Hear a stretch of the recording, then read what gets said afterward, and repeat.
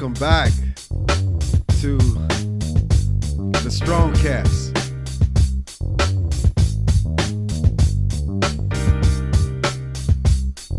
You can find me on Twitter and Instagram at ARightside. Let's keep the conversation going with the hashtag StrongTalk. I'm Armstrong Williams. Hello, everyone. Something is definitely happening in the world. And there's something about humanity. We need to define and explain and understand everything. We need to understand why terrorists terrorize and kill innocent people. We need to understand why children kill their parents, parents kill their children. I saw the story about the Indian couple that were married from a different class system. And the family, a very rich family, did not think the son-in-law was worthy enough for the daughter. And the father hired someone with a machete knife to almost chop the boy's neck off in broad daylight as he and his bride were downtown. The girl couldn't be touched because in their system, she was untouchable. We wonder why people rape, steal, and kill. It has been going on since the beginning of time, and we need explanations. We hear about the 63 people, which I discussed recently, and the 200 others that were killed and injured at the wedding in Afghanistan. And we want to know why. We want to understand. We want to understand why people just go to clubs and in their deranged way just kill people for no reason at all. We need answers. We need explanations. Somebody needs to be held accountable. Yes, that's true. But what if we really don't want to know the real answer to why these things come about? You know, I notice, I'm really fond of kids. I love children. And yet, I've seen kids at 2 and 3 years old. They're so defiant, so rebellious. They say the most perplexing and disrespectful things to their parents at age 2 and 3 years old. And the parents laugh and they think it's cute. Oh, he's so grown, but isn't he so adorable? And while the kid is so sweet and so special, there are signs that this kid is going to be very troubling and very difficult for parents to deal with and discipline as they grow older and stronger and become more exposed to things outside of the home.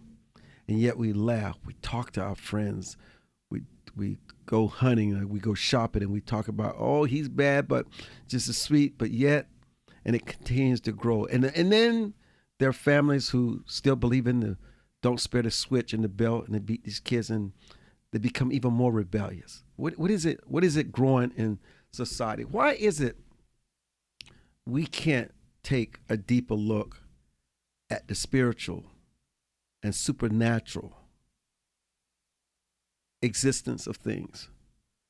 While we think everything is under our control, maybe so many things are not in our control. And I know some people think that the Bible and God and Jesus and Moses is some fantastical story like the Fantastical Beasts and like Narnia, a Disney, a make-believe, the Wizard of Oz. They think this is just sheer fantasy. And anybody who believes in some higher power, supernatural, or the creator and believe in God, they're weak. They're weaklings is what they believe. And then I wonder, how much do people really believe in God, believe in the supernatural? And whether there are things beyond our control that we've been told the sins of the father will be visited upon the son 5 generations deep.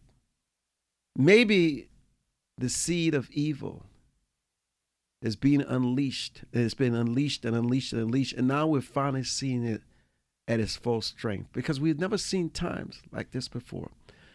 And instead of trying to explain it from an academic, philosophical, psychological, therapeutic perspective, have we ever thought about looking at the world in a spiritual dimension, in a supernatural dimension, and put it in perspective? And if we were to look at the world in a supernatural and spiritual dimension, what conclusions could we draw? What could we contemplate and examine that we refuse to do before? America needs to do the soul searching. It's not just America, it's the world.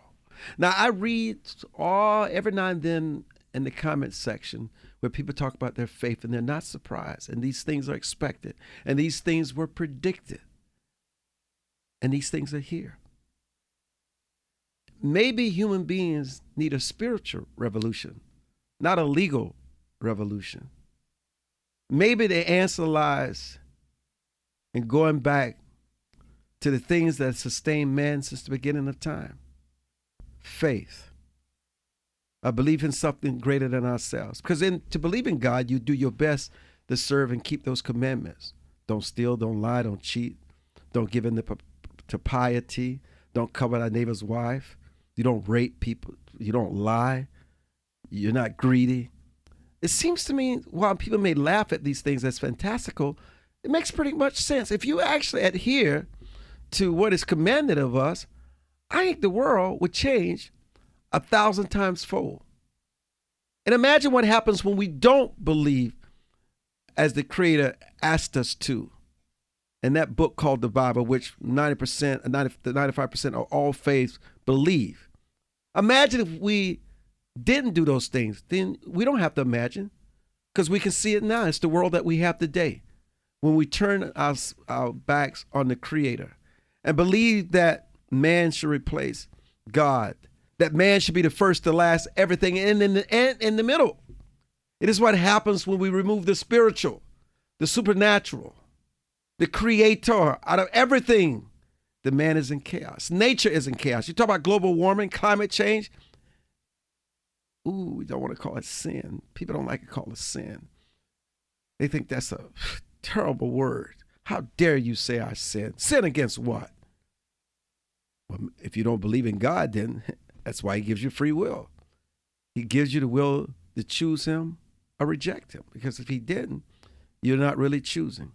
So if you really want to try to find out what's going on in the world, why it seems to be in such chaos, maybe the answer is not found in television and listening to the CNN and the Fox and the MSNBC pundits.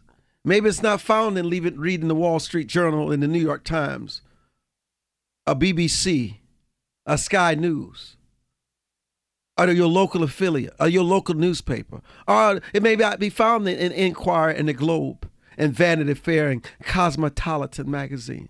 It may not be found in watching the Kardashians or following Prince Harry and Duchess Meghan Markle. Maybe it's not found there. Maybe you need to read something different. Maybe you need to read the Bible. Maybe you need to read the Quran. Maybe you need to go back and read some of those old Jewish books and some of those libraries. Maybe we need to read and listen to something different, because from my judgment, what we're reading and listening to is only reinforcing the chaos, the violence, the deadliness, the kids that we don't recognize. It seems to be enforcing it even more. So maybe you I speak to today, because I'm already doing it. I already hold myself to the standard. Maybe you need to read and watch something different. Maybe you should be searching instead of truth, instead of denial. Because again, as I started this, what may ail us may lie in something much more deeper, much more profound than the books you read and the things you watch and the people you listen to. Maybe you need to listen to the God within you and learn about his commandments and what he expects of us. And in what he says, when you turn from your evil ways and you follow his word, he will heal the land. Maybe we need to get back to Genesis, Revelation, Proverbs, Deuteronomy, St. Mark, Luke, and John, Numbers. Maybe we need to get back to that book to remind us what our true purpose is on this earth. But that requires too much, because not to be able to feel good and do it What bothers us, you want to be able to do anything you want to do without consequences. But we're seeing the consequences. Can we change? Can we usher in something new to watch, to listen to, to read, and to hear, to make the change that's absolutely necessary before this tsunami that continues to gather storms destroy us all in the batting of an eye? I'm Armstrong.